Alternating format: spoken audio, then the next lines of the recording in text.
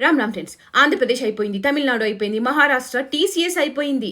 ఇప్పుడు అమరావతి, ఆంధ్రప్రదేశ్ అమరావతి కాదు, మహారాష్ట్రలో ఉన్న అమరావతిలో అజ్మేర్ స్కాండల్కి ఏ మాత్రం తీసిపోని కోచింగ్ జిహాద్ బయటపడింది. అందరూ 15, 16, 17 ఆడపిల్లలే. ఈసారి సంఖ్య 300 మంది. ఫస్ట్ దోస్తీ చేస్తున్నారు, తర్వాత తిరుగుడు, మత్తు మందు ఇవ్వడం, అశ్లీల వీడియోలు చిత్రీకరించడం. దొరికిన వాడి ఫోన్లో 180కి పైగా అమ్మాయిల వీడియోలు, నగ్న వీడియోలు దొరికాయి. ఆడపిల్లలున్న తల్లిదండ్రుల వెన్నులో వణుకు పుట్టే దారుణమైన న్యూస్ ఇది. మొహమ్మద్ అయాన్తో పాటు మొహమ్మద్ షాహద్, ఇక్బాల్ తబ్రేజ్, ఉజేర్ ఖాన్, ఇంకా ఫైజ్ సబేర్ ఖాన్ దీంట్లో భాగస్వామ్యులు అని తేలింది. కానీ దీని వెనుక చాలా పెద్ద నెట్వర్క్ ఉంది అని అనుమానిస్తున్నారు. అఫ్ కోర్స్ ఉండకపోతే కదా షాకింగ్. వీళ్ళంతా ముఖ్యంగా హిందువులు, సిక్, మాతంగ కమ్యూనిటీ, ఇంకా క్రైస్తవ అమ్మాయిలనే టార్గెట్ చేశారంట. అతి పెద్ద మెడికల్ కోచింగ్ సెంటర్స్ అమరావతిలో ఉన్నవి ఏంటంటే ఫ్యూచర్ హంట్, ఆకాష్లో వీళ్ళు విద్యార్థుల్లా జాయిన్ అయ్యారు. ఆడపిల్లలతో స్నేహం చేసుకున్నారు. స్నాప్చాట్, టెలిగ్రామ్ గ్రూపుల్లో జాయిన్ చేశారు. అందరూ 10th, 11th, 12th తరగతి చదివే ఆడపిల్లలే, మైనర్ బాలికలే. మెల్లిగా కేఫేస్కి తీసుకెళ్లారు, బర్త్డేస్కి కాస్ట్లీ గిఫ్ట్స్ ఇచ్చారు, కాస్ట్లీ రెస్టారెంట్స్కి తీసుకెళ్లారు, బాగా తిప్పారు. మెల్లిగా నమ్మకం కుదరగానే రూముల్లోకి తీసుకెళ్లారు, మత్తు మందు కలిపారు. లేచి చూసే వరకు 5 మందితో ఆమెతో అన్నీ చేస్తూ వీడియోలు బయటికి వచ్చాయి. అంతే, ఇంకా వీళ్ళు ఏం చెప్తే అది చేయాలి. లక్షల్లో డబ్బులు తీసుకొని వీడియోస్, ఫొటోస్ డిలీట్ చేసేవాళ్ళు. డబ్బులు ఇవ్వలేని వాళ్ళని ముసలి అబ్దుల్లాస్ దగ్గరికి గడపడానికి పంపించేవాళ్ళు. దీంట్లో కేవలం మైనర్ బాలికలే కాదు, పెళ్ళయ్యి పిల్లలున్న మహిళలు ఉన్నారు. బయటికి చెప్పుకోలేరు కదా, సంసారం పాడైపోతుంది, పరువు పోతుంది, సంసారం నాశనమైపోతుంది. వాళ్ళు చెప్పినట్టు ఆడారు. 300 మంది, దాంట్లో 180 మంది వీడియోలు ఇప్పటికీ వాళ్ళ ఫోన్లో ఉన్నాయి. అంటే ఇంకో 120 మందివి డిలీట్ చేసేశారు. అంతమంది అలా ఎలా అంత గుడ్డిగా నమ్మారు అనే ఆలోచన, మన పిల్లలైతే తప్పు అనే ఒక ఆలోచన ప్రతి ఒక్కళ్ళకి వస్తుంది. కానీ అదే పనిగా ఒక ఆడపిల్ల వెనకాల పడుతూ ఒక నమ్మకాన్ని గెలుచుకొని, ఆ అటుపక్కున్న ఆడపిల్లకి కనీసం అది ఏమీ తెలియదు, వాడి మతం తెలియదు. వాడి మతం అయితే ఏం తెలుసు, నువ్వు కూర్చోపెట్టి శత్రుబోధ చేసావా, ఇలా జరుగుతున్నాయని చెప్పావా, ఏమీ తెలియని పిల్లకి చదువు అని చెప్పి కోచింగ్ సెంటర్లో జాయిన్ చేస్తారు. అక్కడికి వెళ్ళాక వీళ్ళు ప్రణాళికబద్ధంగా ఒకటే ప్లాన్ మీద ప్లాన్లు వేసి పాడేసే ప్రయత్నాలు చేస్తుంటే, చిన్న పిల్లలు 15, 16 పిల్లలు, ఏ లోకం చూడని వాళ్ళు, ఏమీ తెలీదు, తల్లిదండ్రులు ఏమీ చెప్పరు, ఏం చేస్తారు వాళ్ళు?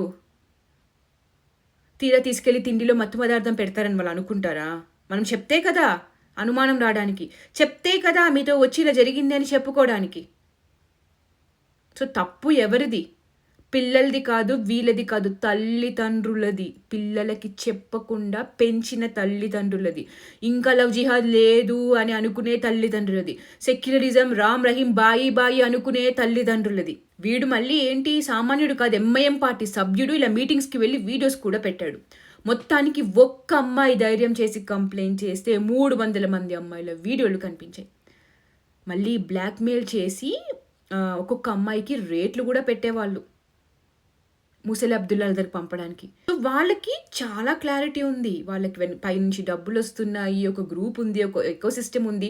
వాళ్ళు తప్పులు చేసి ఇలా బ్రెయిన్ వాష్ చేసి, ఎదుగో వీళ్ళందరూ ఉన్నారు, అసలు ఏమీ క్రైమే జరగలేదు అని చెప్పి, ఇంకా వీళ్ళే మైనారిటీలకే రక్షణ లేదు అని మాట్లాడే గంజాయి మొక్కలు ఉన్నారు, డర్టీ లాంటి వాళ్ళు ఉన్నారు. వాళ్ళు ఆఫ్లైన్ చేస్తూ ఉంటే ఈ ఉగ్రవాదుల్ని కాపాడడానికి వీళ్ళందరూ ఉన్నారు. మరి హిందువులకి ఎవరున్నారు?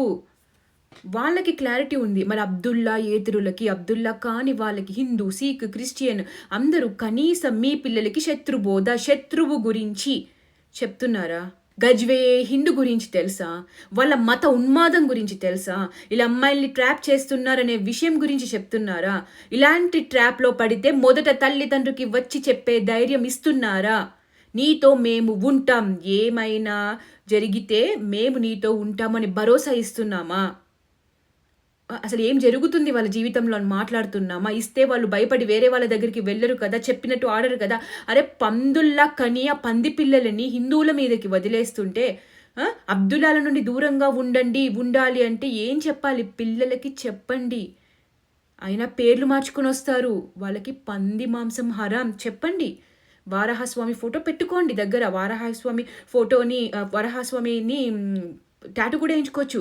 భారత్ మాతకి జై, జై శ్రీరామ్ అనండి. తిరిగి అంటారా వాళ్ళు? హాయ్ హలో కాదు, ఇక మీరు ఇదే పరిచయవాక్యం చేసుకోండి. ఏ ఇంటి ఆడపిల్లని వదలట్లేరు. ఇలా చేస్తే రేపు హిందువుల సంతానం కోసం హిందూ స్త్రీలు మిగలరు. హిందూ స్త్రీ గర్భమే కనుమరుగైపోతుంది. They are targeting our women's ఊమ్స్.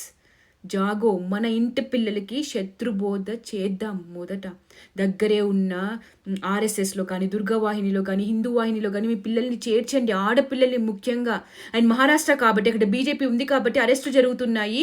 ఇంకో వాడు ఇల్లు కూల్చేశారు. అదే కాంగ్రెస్ కమ్యూనిస్టులు అయితే ఇప్పుడు మాట్లాడినట్టే మూసుకున్నట్టే, అప్పుడు మూసుకునే వాళ్ళు, న్యూస్ బయటికి కూడా రానిచ్చేవాళ్ళు కాదు. హిందూ అమ్మాయిలని ఇలా మభ్యపెట్టి మోసం చేసి మత మౌఢ్యంతో, మతోన్మాదంతో మతం మారమని బ్లాక్మెయిల్ చేస్తే, హింసిస్తే వాళ్ళని నడి రోడ్డు మీద కాల్చి పాడేయాలి. హిందూ ఉమెన్ ప్రొటెక్షన్ లా రావాలి. అందరూ ప్రశ్నిస్తే, అడిగితే, క్వశ్చన్ చేస్తే వస్తాయి. ఇన్ని జరిగిన నోట్ల ఫెవికాల్ పెట్టుకున్నారు సోకాల్డ్ నికృష్ట జాతి, సోకాల్డ్ ఇండిపెండెంట్ జర్నలిస్టులు. ఇదే పని ఒక హిందువు చేశాడు అని ఒక్క న్యూస్ జస్ట్ అలా బయటికి వస్తే డిబేట్లు పెట్టేవాళ్ళు, కూర్చుని మాట్లాడేవాళ్ళు, వీడియోలు వర్షాల్లో కురిసేవి, రోడ్లు ఎక్కేవాళ్ళు. అరే సోకాల్డ్ మహిళోద్ధారకులు కూడా నోట్లు తెరవటం లేదు ఈ రోజున. ఇంకా వెళ్ళండి ఆ మహిళోద్ధారకుల దొంగ జర్నలిస్టులు, వాళ్ళ వీడియోలో చూడండి, వాళ్ళకే వ్యూస్ ఇవ్వండి, వాళ్ళకే డబ్బులు ఇచ్చి మీ కళ్ళని పొడిపించుకోండి. Boycott these people. ఎవరు దగ్గర కొనాలి, ఎవరికి ఉద్యోగం ఇవ్వాలి, ఎవరికి ఇల్లు అద్దెకి ఇవ్వాలి ఆలోచించండి. లేదు రామ్ అబ్దుల్ బాయి సెక్యులరిజంకి జై అంటే వాళ్ళ చెల్లికే వాళ్ళు బాయి కాదు, పెళ్లి చేసుకుని హలాలా చేసుకుంటారు. ఇంకా మీ ఇష్టం, మీరు ఎలా బాయి అవుతారో మీకే అర్థం కావాలి.